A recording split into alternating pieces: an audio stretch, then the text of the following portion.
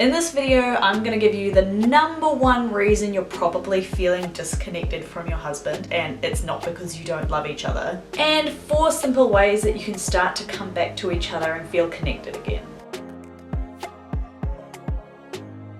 I have absolutely zero tolerance for marriage tropes. Like if somebody's like, oh, just you wait, you're gonna get sick of your husband eventually, my skin just crawls. Then you start to get that feeling that you aren't quite as connected as when you first got married. Like obviously you love your husband, but you just don't feel that thing. Was your old auntie right? Is starting to feel disconnected from your partner just what happens in marriage? I don't buy it. If we haven't met yet, my name is Lucy. I am your married AF relationship coach, and every week I am here to give you not boring marriage advice. Life is way too short for mediocre marriages, so make sure you hit that subscribe button to get weekly content from me, and let's dive in. Super quick disclaimer, I'm not going to get into things like avoidant attachment style in this video. I'm going to assume that for the most part, life is pretty good with your husband. You care about each other, you're working on this beautiful life together. Maybe you've been working towards saving for a house, you're both working on your careers, you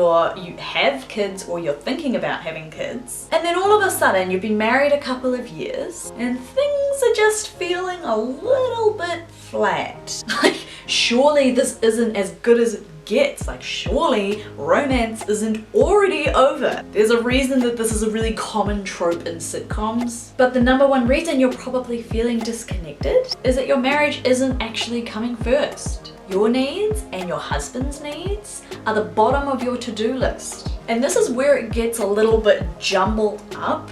The thing is that you're working on your careers, you're working on money, you're raising children, and like all of these things building this foundation for a great life together. But if you want that emotional intimacy and connection that you are craving, and if you're watching this video, I'm assuming that you are, all of those things have to come second to your relationship. And usually when I start talking like this, I start to get a lot of resistance. Like, that's great, Lucy, but we need to feed ourselves and we need to save money. Our careers are important to us and they make us better people. And I mean, yeah, but prioritizing your marriage will make all of that easier because you will feel more connected to your partner, which means you will feel more emotionally stable, and it will make you feel like you have somebody on your side going through this with you.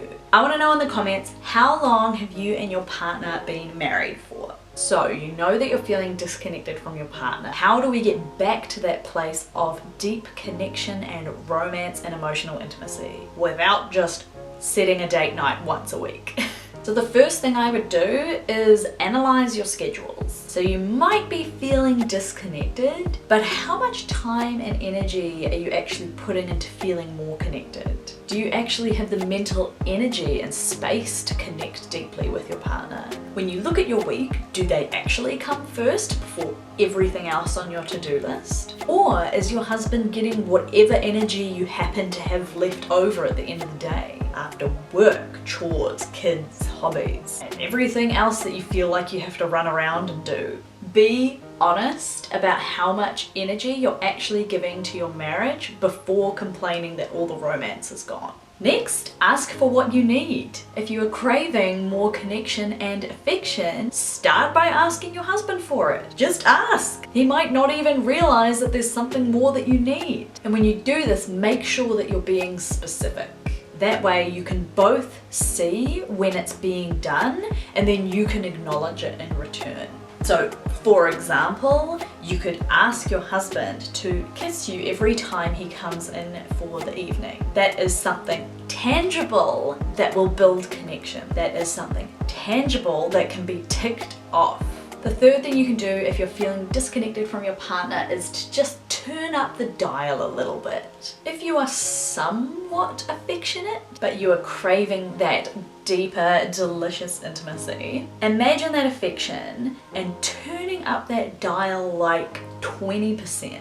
So that might look like holding hands just that little bit tighter, laughing louder on purpose, hugging like 20% longer, smiling wider when he walks into a room, looking away from your phone 20% longer if he asks you something. This is almost like faking it till you make it, but it is scientifically proven that if you smile wider, you feel happier as a result. So the fourth tip is to have at least one night per week where you're not just watching TV together. This isn't quite a date night, but rather it is reducing the incessant noise that is surrounding you. By having it like at least one night where you're not using your phone or watching TV, you might realize that you've been using these things as a distraction from the disquiet or disconnect in your marriage. So use this night to make mental space for each other.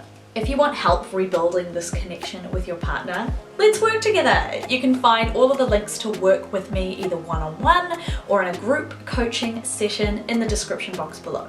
Thank you so much for watching. I am so excited that you have found this video.